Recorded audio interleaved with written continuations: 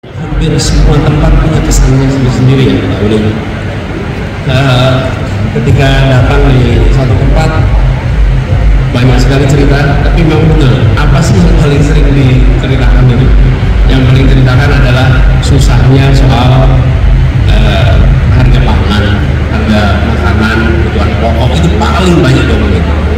Terus kalau udah ke kawasan pedesaan, ketemu petani, itu juga bicaranya pupuk susah. Saya pernah punya pengalaman unik kan?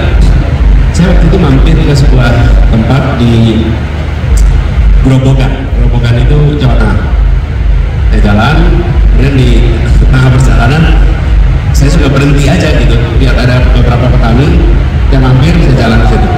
Terus waktu datang, saya ajak ngobrol, gimana Pak situasi di sini?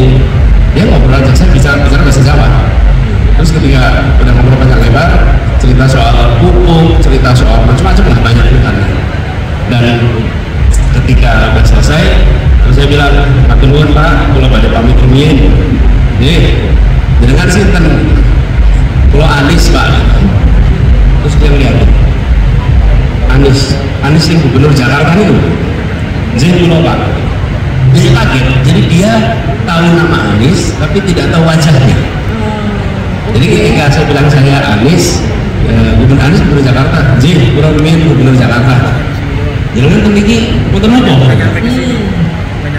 Ya belum, pada silaturahmi, pada ngekos masalah panjenengan apa mawon. Dia ceritain itu. Tapi itu juga pengalaman unik, di mana ketemu dengan orang yang kemudian menceritakan semuanya secara apa adanya, tanpa tahu kita ini siapa. Dan ketika tahu juga unik tuh, dia bilang, oh saya tahu namanya tapi saya belum tahu wajahnya. Dan dia mungkin tidak mengira saya bisa bahasa Jawa. Jadi ketika saya ngomong bahasa Jawa, dia nggak membayang. Yuk kita nonton sepak bola, kalau ada yang mainnya kasar, ada wasit yang itu nendang bola, disorakin yuk, difotoin yuk, dilaporin yuk. Kan itu artinya ngajak penonton untuk partisipatif, jangan diam. Dan biasanya nih Kak, yang namanya pelanggaran itu paling takut apa? Takut ketahuan. Paling takut ketahuan. Nggak ada pelanggaran yang nggak takut ketahuan, ya kan? Jadi dibikin awal pengawasan yang masif aja. Oke, Kak Anis, kita mau same treatment juga. Tadi Mas Ganjar mengambil waktu 10 menitan untuk orasi, gagasan, ide, menjawab pertanyaan tema utama presidensi Anies Baswedan itu apa? Tapi sebelum itu saya mau tanya, dan ini saya nggak tanya karena ketua tim sesnya Mas Ganjar dan ketua tim ses kubu Pak Prabowo basically saya udah kenal ya, Mas Arsad Basir, kita tahu Mas Rosan. Tapi kubu Amin muncul dengan yang menurut saya di luar dugaan. Boleh diceritain siapa dia dan kenapa memilih dia untuk menjadi kapten kemenangan Amin? Ya, namanya Marsikal Madya Purnawirawan Muhammad Saugi. Ya. Jadi saya tugas di Jakarta. Lalu Pak Saugi ini adalah seorang kepala Basarnas. Ya. Badan Nasional ya. Search and Rescue nama dia Pak Basarnas. Ya. Lalu ketika ini untungnya tugas di Jakarta, itu kita ketemu dengan mitra-mitra kerja yang bergonta-ganti, kepalanya gonta-ganti, pangdam gonta-ganti, kapolda gonta-ganti. Selama saya tugas Jakarta 5 kali pangdam, 4 kali kapolda, Basarnas sudah gonta-ganti. Saya menemukan Pak Saugi ini salah satu orang yang tangkas dalam bekerja, cepat dalam bekerja. Dia pangkatnya memang bintang 3, tapi kecepatan kerjanya seperti kolonel dan cepat sekali, efisien, lalu mengorganisir, jadi leadershipnya sangat kuat. Karena itulah kemudian kita banyak berinteraksi. Nah, kami melihat yang namanya tim NAS ini bukan etalase untuk ditunjukkan siapa yang terkenal. Kami mencari orang yang bisa memimpin, menggerakkan, menjangkau semua walaupun tak kenal. Karena yang harus didorong adalah sistem kerja yang baik. Nah, kita cari pemimpin yang bisa jadi manajer. Dan kemudian Pak Sauki adalah seorang pemimpin bisa manajer, dan dia orang yang secara unsur itu relatif unsur yang dengan siapa saja bisa bergaul. Nah, itulah sebabnya kemudian kami menugaskan Pak. Karena Sanas juga ya. Ya. Jadi Dan berurusan dengan banyak betul. orang. Lalu saya sempat menugaskan beliau menjadi pimpinan di MRT. Kenapa? Beliau mantan pilot F-16 yang sangat presisi soal safety. MRT adalah sebuah kendaraan baru di Jakarta, di Indonesia, yang tingkat kesalahannya harus 0, tingkat akurasi yang 100, dan kita membutuhkan orang yang seperti itu.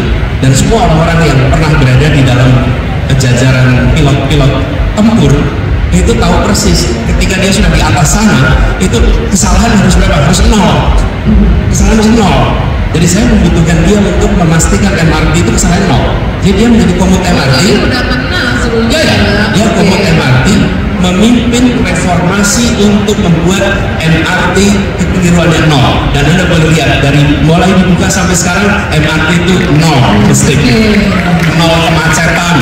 Nggak ada MRT mendadak berhenti, nggak ada MRT mendadak listriknya mati. Pernah listrik mati, tapi karena PLN dari seluruh Indonesia mati. Tapi bukan karena MRT-nya listriknya mati. Ini orang yang bekerja dengan akurasi 100%. Tidak boleh ada. Kami memandang tidak boleh orang di bawah tanah sana ada MRT mandek. Bayangin kalau MRT sampai mandek di antara stasiun, paniknya apa itu nanti? Oke. Ya, contoh itu. Baik. Jadi inilah yang kemudian kita coba.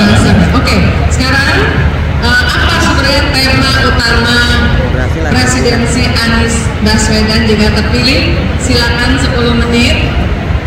Boleh berdiri. Kali ini memang lebih gampang bilang daripada Iya, karena itu dari bibir, kalau itu dari dalam. Ya, makanya gitu lebih gampang. Nah, sekarang saya bicara tentang tema. Apa sih tema utama yang kami bawa? Kami mengusung gagasan perubahan. Apa gagasan perubahan yang kami ingin wujudkan? Perubahan yang bisa menghadirkan keadilan, menghadirkan rasa keadilan. Mengapa itu ada? Karena kami melihat hari ini di Indonesia ada ketimpangan secara ekonomi, ketimpangan kesempatan, bahkan ketimpangan pendidikan, ketimpangan di dalam kita menyiapkan lapangan pekerjaan. Ketimpangan ini terjadi karena penyusunan kebijakan di Indonesia selama ini tidak memasukkan faktor keadilan sebagai faktor penting dalam penyusunan kebijakan. Jadi kita menginginkan Indonesia lebih adil. Tadi saya beri contoh bagaimana rumah tangga, keluarga merasakan kebutuhan pokok mahal di Indonesia ini. Pengeluaran keluarga untuk makan, minum, pangan itu lebih dari 50%. Di Jepang cuma 19%. Di banyak negara di bawah 20%. Kita sampai 50% dan meningkat terus. Lalu selama 9 tahun terakhir ini kenaikan harganya itu lebih dari 25% antara dulu dan sekarang. Kalau ini dibiarkan terus akan terjadi ketimpangan yang makin besar. Di sisi lain, petaninya tidak mengalami peningkatan kesejahteraan. Kan kalau harganya meningkat, harga beras meningkat, harusnya petaninya lebih sejahtera, bukan? Ini tidak, petaninya menurun kesejahteraannya, harga berasnya meningkat. Something is not right. Nah, ini contoh ketimpangan yang kita ingin perbaiki. Kemudian lapangan pekerjaan. Lapangan pekerjaan ini kita saksikan dari pertumbuhan yang tidak merata. Investasi di Indonesia meningkat dari 399 triliun di tahun 2014 meningkat sampai 1.200 triliun di tahun 2022, melonjak 4 kali lipat. Tapi pertambahan lapangan pekerjaannya tidak meningkat 3 kali lipat. Kenapa? Karena sektor-sektor yang didorong bukan sektor-sektor yang menyerap lapangan pekerjaan yang banyak.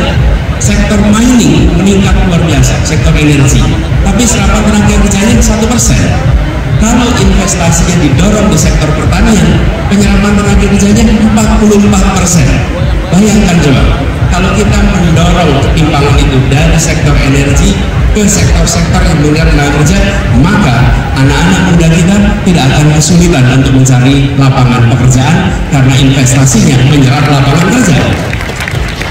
Lalu tempatnya investasi-investasi ini terjadi di tempat-tempat yang memang sudah menjadi pusat-pusat perekonomian. Karena itu kita menggagas perubahan. Dilakukan apa? Bukan hanya hilirisasi, tapi reindustrialisasi yang hendak kita kerjakan. Reindustrialisasi itu artinya membangun industri-industri baru di tempat-tempat yang selama ini belum menjadi pusat industri. Jadi kita ingin perubahannya itu bukan sekedar kosmetik, tapi kita ingin perubahan itu substantif dengan pertanyaan sederhana untuk setiap kebijakan. Apakah kebijakan yang disusun memenuhi rasa keadilan? Dijawab.